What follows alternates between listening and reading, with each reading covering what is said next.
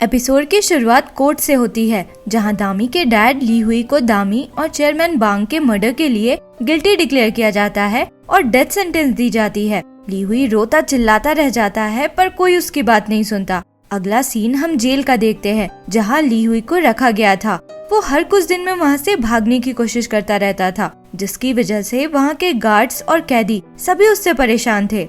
एक दिन कुछ कैदी उसे पकड़कर किताक के सामने लाते हैं। किताक एक चाकू उसके गले के पास ले आता है तो वो चिल्लाने लगता है कि मैं अभी मर नहीं सकता, मुझे तो पता भी नहीं कि मेरी बेटी जिंदा है या नहीं, मैं जिंदा यहाँ से बाहर निकलूंगा। वो फिर वहाँ पड़ी कुछ चीजें उठाकर पागलों की तरह सबको मारने लग जाता है। सारे कैदी किसी तरह उसे पकड़कर उसका चेहरा टेबल पे रखते हैं और फिर किताक खौलता हुआ पानी उसके चेहरे पे गिराता है। ली हुई दर्द से चिल्ला उठता है, उसका चेहरा पूरी तरह से जल गया था। तो जेल के गार्ड्स उसे ले जाने के लिए आते हैं। उस समय किताक एक गार्ड की तरफ ऐसे देखता है जैसे उससे उसका कुछ सेटिंग हो। ली हुई के ट्रीटमेंट के लिए उसे जेल से बाहर किसी हॉस्पिटल में ले जाया जाता है। सीन शिफ्ट होता है और हम मोने और लाही को देखते हैं, जो सेलिब्रेट कर रहे थे। उनके ड्रामा का पहला एपिसोड रिलीज हो चुका था और काफी हिट भी था। दोनों बहुत खुश थे क्योंकि सिर्फ ड्रामे को ही नहीं बल्कि मोने को भी ऑडियंस से काफी अच्छा रिस्पांस मिल रहा था। वो लोग आगे मिलने वाले एडवर्टाइजमेंट्स और इंटरव्यूज के बारे में बात कर रहे थे।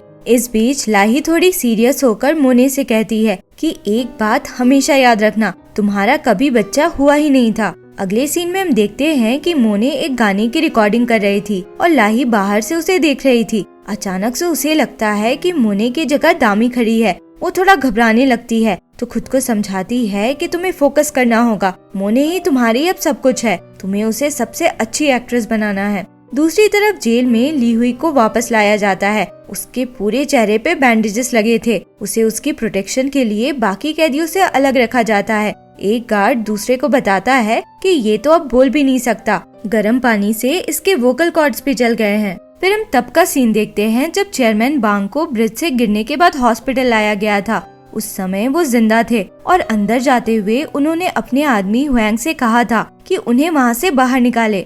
चेयरमैन की सर्जरी के बाद एक मरे हुए पेशेंट का नेम टैग चेयरमैन पे लगा दिया जाता है, जिससे सबको लगने लगा कि चेयरमैन मर चुके हैं और चेयरमैन का आदमी उन्हें वहाँ से निकाल ले गया था। इधर जेल में हम देखते हैं कि एक गार्ड किताक को ली हुई तक लेकर आता है। उस समय पता चलता है कि अंदर ली हुई नहीं बल्कि चेयरमैन बांग थे। वो किताक से ली हुई के बारे में पूछते हैं तो वो बताता है कि ली हुई हुएंग के साथ है, उसे अभी और ट्रीटमेंट की जरूरत है। चेयरमैन कहते हैं मुझे दामी का बदला लेने का कोई हक नहीं है, ये उसी को करना होगा। फिर किताक से कहते हैं कि मैं अपना सारा पैसा तुम्हें दे दूंगा, तुम उसकी हेल्प करना। फिर हम 5 साल बाद का सीन देखते हैं। कोरिया में टिकीटाका नाम का एक मैसेजिंग ऐप अपनी प्राइवेसी पॉलिसीज की वजह से बहुत फेमस हो गया था और उस ऐप का एडवर्टाइजमेंट हान मोने कर रही थी, जो खुद भी अब काफी पॉपुलर हो गई थी। टिकीटाका की तरफ से जेजू आइलैंड के लिए एक ट्रिप स्पॉन्सर किया जा रहा था, जिसमें 33 लकी विनर्स को मोने के साथ वहाँ पार्टी करने का चांस मिलना था।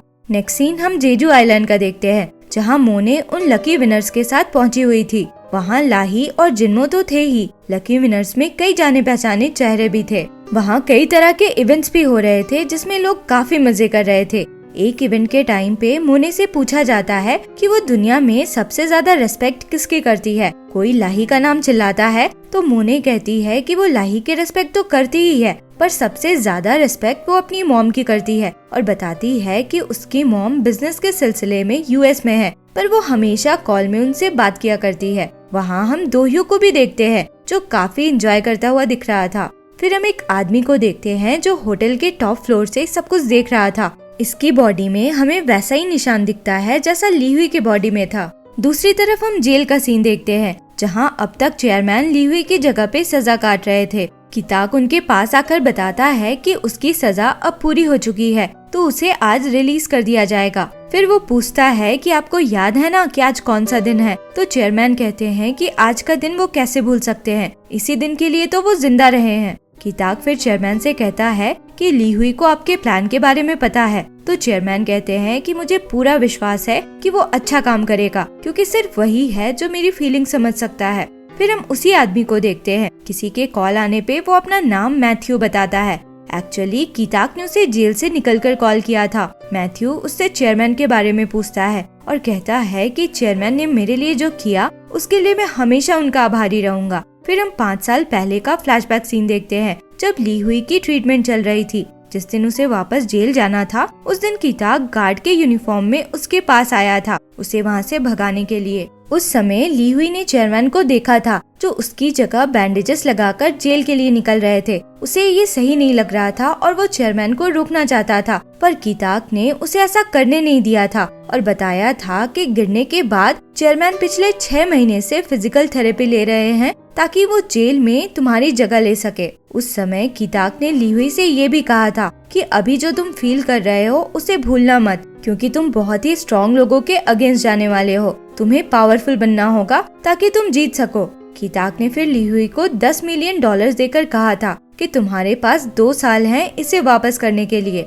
ली हुई की फिर प्लास्टिक सर्जरी हुई थी और उसे एक नया चेहरा दिया गया था, जो मैथ्यू का ही चेहरा था। इधर मैथ्यू कीताक से कहता है कि चेयरमैन का ध्यान रखना और चिंता मत करना, मैं मॉन्स्टर बनने के लिए अब रेडी हूँ। फिर हम मोने को देखते हैं। वो सोशल मीडिया चेक कर रही थी तो उसके एक फोटो पे कमेंट आया था कि आज के दिन ही बॉबल यानी दामी मरी थी। कमेंट पढ़कर मोने थोड़ा डरने लग जाती है। फिर हम चा को देखते हैं, जो उन लकी विनर्स में से एक थी। वो लाही से मिलकर कहती है कि वो एक नया बिजनेस शुरू करने जा रही है, जिसके लिए वो मोने को हायर करना चाहती है। लाही ये बोलकर मना कर देती है कि मोने ऐसे ही किसी प्रोडक्ट की एडवर्टाइजमेंट नहीं करती। इस पे चा को गुस्सा आ जाता है। वो लाही के पास आकर बोलती है, तुम्हारी बेटी आज ही के दिन मरी थी ना। फिर लाही को थोड़ा ब्लैकमेल करके कहती है कि एटलीस्ट मोने से मेरी मीटिंग तो करवा दो। लाही फिर जिन्मो से जाकर मिलती है। दोनों के बात से पता चलता है कि जिन्मो की इंटरटेनमेंट कंपनी और लाही की प्रोडक्शन कंपनी अभी टॉप कंपनियों में से थी। टिकीटाका कंपनी के लिए चेयरमैन पोजीशन पे किसी को चूज किया जाना था और दोनों ही उम्मीद में थे कि उन दोनों में से किसी को चूज किया जाए। लाही कहती है जो भी चेयरमैन बनेगा उसे $1 बिलियन की इन्वेस्टमेंट मिलेगी, साथ में कंपनी का कंट्रोल भी मिलेगा। जिन्मो कहता है कि हमें किसी भी तरह मैथ्यू को कन्विंस करना पड़ेगा कि ये चांस हमें दे। दोनों ने ये डील बनाया था कि उनमें से किसी को भी चूज किया जाएगा तो दूसरे की हेल्प करनी होगी। जिन्मो कहता है कि इस काम के लिए उसने एक फिक्सर हायर किया है, जिसे वो $200,000 देने वाला है और वो फिक्सर किसी भी तरह मैथ्यू को यहाँ तक ले ही आएगा। वो फिक्सर और कोई नहीं बल्कि दोह्यूक ही था। वो आकर बताता है कि मैथ्यू ली 1 घंटे पहले जेजू आइलैंड पहुँच चुका है और उसकी फोटोज भी दिखाता है। लाही पूछती है कि क्या गारंटी है कि ये मैथ्यू ही है, क्योंकि किसी ने उसे आज तक देखा नहीं था। तो दोह्यूक कहता है कि उसका मैथ्यू के ड्राइवर से कनेक्शन है। उस समय हम मैथ्यू को देखते हैं, जो एक स्क्रीन में उन्हें देख रहा था और उनकी सारी बातें सुन रहा था। दूसरी तरफ एक इवेंट के दौरान हम मोने और दामी की टीचर मिस को देखते हैं। वो भी उन लकी विनर्स में से एक थी। वो मोने के पास आकर उसे हक कर लेती है और कहती है कि मुझे पता था कि तुम एक बड़ी स्टार बनोगी। फिर वो बताती है कि वो स्टैनफोर्ड यूनिवर्सिटी के एक प्रोफेसर से शादी कर चुकी है, पर अब तक यूएस नहीं शिफ्ट हुई क्योंकि उसकी बेटी यहाँ एक्ट्रेस बनना चाहती थी। मिस को मोने से कहती है कि वो अपने आने वाले ड्रामा में उसकी बेटी को भी कोई रोल दे दे, पर मोने मना कर देती है, ये बोलकर कि वो किसी को फेवर नहीं करती। इस पे मिस को मोने के पास आकर कहती है, आज के ही दिन बांग दामी गायब हुई थी ना। और फिर वो मोने को एक पेंटिंग गिफ्ट करती है। मोने अपने रूम में जाकर वो पेंटिंग देखती है तो उसमें वो और दामी थे और वही मोमेंट कैप्चर किया गया था जब उसने बेबी डिलीवर किया था। मोने समझ जाती है कि मिस को सब पता है।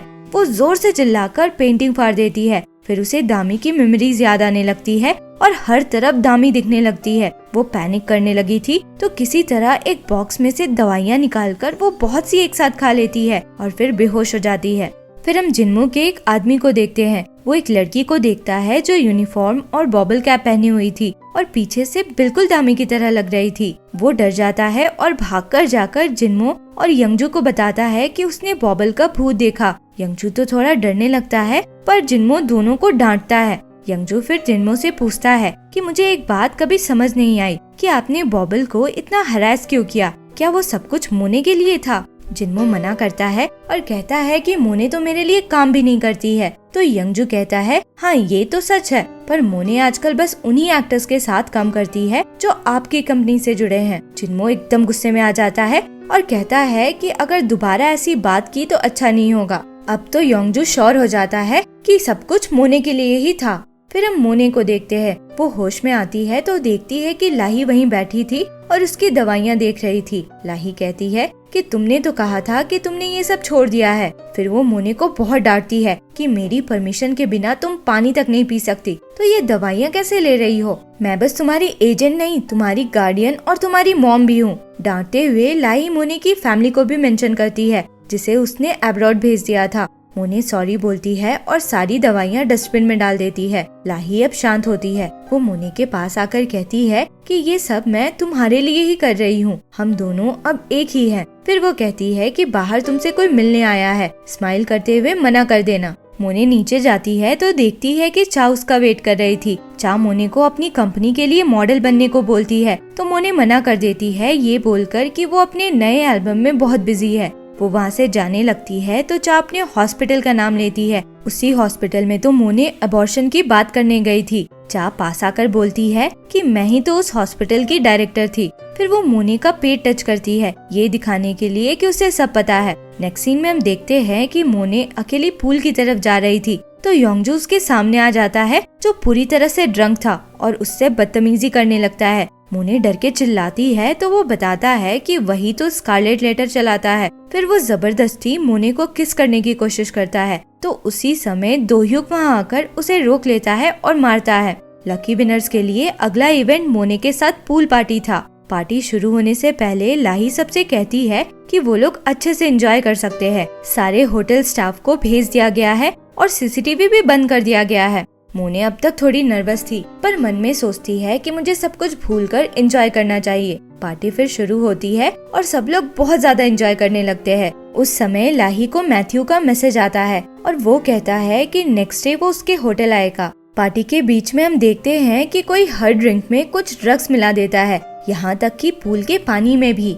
मैथ्यू अपनी स्क्रीन में सारे गेस्ट को देख रहा था। एक्चुअली 33 गेस्ट जिन्हें यहाँ इनवाइट किया गया था, उनमें से 29 लोग स्कारलेट लेटर के मेंबर्स थे। मैथ्यू खुद में कहता है, जितना एंजॉय करना है कर लो, जल्दी तुम्हें नर्क का एहसास होने वाला है और शुरुआत योंगजू से होगी। इधर पार्टी के बीच में योंगजू तमाशा शुरू कर देता है तो जिन्मो उसे रोकने की कोशिश करता है। वो उसको धक्का देकर पानी में गिरा देता है। फिर अपना स्कारलेट लेटर वाले गेटअप में आकर सबको याद दिलाता है कि आज के दिन ही बॉबल मरी थी। फिर वो मोने के पास जाकर उसका हाथ पकड़कर ले जाने लगता है, ये बोलता हुआ कि हमारी बात उस समय पूरी नहीं हुई थी। लाही वहाँ आकर मोने की हेल्प करती है और योंगजू को धक्का देकर पानी में गिरा देती है। फिर पानी में जितने लोग थे उन्हें पता नहीं क्या हो जाता है और वो लोग योंगजू को बार बार पानी के अंदर डुबाने लग जाते हैं। उन्हें तो रियलाइज भी नहीं होता कि वो मर चुका है। लाही ये नोटिस करके जोर से चिल्लाती है, तब सबको पता चलता है कि वो मर गया है। अब किसी को समझ नहीं आ रहा था कि क्या करना चाहिए। पुलिस को बुलाने का मतलब था कि उन सबको जेल हो सकती थी। सब एक दूसरे पे ब्लेम डालने लगते हैं कि मैंने नहीं, तुमने उसे डुबाया। लाही चिल्लाकर सबको चुप करती है और कहती है कि हर कोई इसमें इन्वॉल्व है। सब लोग फिर डिसाइड करते हैं कि उन्हें योंगजू की बॉडी दफना देनी चाहिए। ऐसे भी कोई होटल स्टाफ या सीसीटीवी तो है नहीं। दोह्यू कहता है कि थोड़ी दूर पे एक आइलैंड है जहाँ कोई नहीं जाता, उन्हें वहीं ये काम करना चाहिए। सब लोग फिर योंगजू की बॉडी लेकर उस आइलैंड की तरफ जाने लगते हैं और मैथ्यू उन्हें बोट में वहाँ जाता देख रहा था। वो प्लान स्टार्ट करने की कमांड देता है और हम देखते हैं कि जिस बोट में वो लोग थे उसमें कोई गैस रिलीज होने लग जाता है। कोई ये नोटिस नहीं करता पर सबको अचानक से बहुत भूख लगने लग जाती है और सब अजीब तरह से खाने लगते हैं। फिर सबको उस आइलैंड की तरफ अजीब सी रोशनी दिखने लगती है जो बहुत सुंदर थी। फिर वो लोग उस आइलैंड पे पहुंचते हैं जो कि एक मैजिकल आइलैंड के जैसा लग रहा था। वहाँ तो उन्हें एक यूनिकॉर्न भी दिखता है जो हवा में उड़ता हुआ फिर चला जाता है। थोड़ी देर बाद वो लोग नोटिस करते हैं कि उनका बोट तो काफी दूर चला गया था। उन्हें लगता है कि शायद उन लोगों ने बोट को एंकर ही नहीं किया था। मोने होटल के किसी स्टाफ को कॉल करके बताती है कि वो लोग कहाँ पे है और एक बोट भेजने को बोलती है। नामचोल जो वही डिटेक्टिव था जिसने ली हुई को फंसाया था, वो सब पे चिल्लाने लग जाता है कि तुमने किसी को कॉल क्यों किया, अब जो आएगा वो सबको बता देगा कि हम यहाँ क्या कर रहे थे। तो जिन्मो कहता है कि मैं उसे इतने पैसे दूंगा कि वो अपना मुंह ही नहीं खोलेगा। चा फिर सबको एक गुफा की तरफ दिखाती है और कहती है कि हमें योंगजू की बॉडी वहीं छुपानी चाहिए। सब लोग योंगजो की बॉडी वहाँ ले जाकर पत्थरों से छुपा देते हैं। अचानक से चा कहती है कि उसे एक होटल स्टाफ से पता चला था कि ये आइलैंड कर्स्ड है। यहाँ एक मॉन्स्टर है जो इस आइलैंड को प्रोटेक्ट करता है, पर कोई भी इस कहानी को सीरियसली नहीं लेता।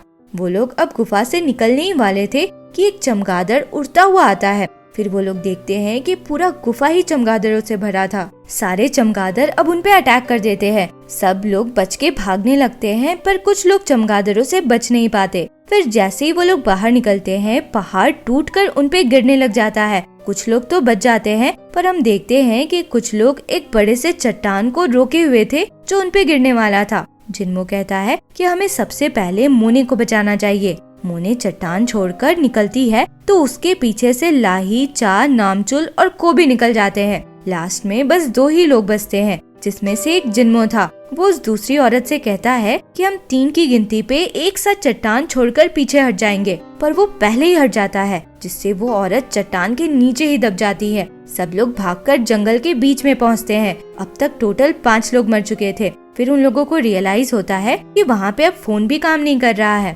तभी वो लोग अपने सामने बड़े बड़े जंगली सुअरों को आता देखते हैं। सब लोग भागना शुरू करते हैं और वो सारे सुअर उन्हें दौड़ाने लगते हैं, और जो भी सामने आ रहा था वो उन्हें मारते जा रहे थे। जो लोग बच जाते हैं वो भागते हुए एक अजीब सी जगह पहुँचते हैं जहाँ बड़े बड़े चमकते हुए फूल थे। सब लोग वहाँ थोड़ा आराम करने लगते हैं। उस समय एक लड़की एक फूल के बहुत पास जाती है तो उसे कुछ होने लगता है। वो चिल्लाती है और फिर तुरंत मर भी जाती है। सब लोग उसके पास जाकर देखते हैं तो उसके चेहरे पे फोड़े आए हुए थे। सब लोग अभी उसे देख ही रहे थे कि दूसरी तरफ से उन्हें कुछ आवाजें सुनाई पड़ती है और एक आदमी उनके सामने आता है जिसने मास्क पहना हुआ था।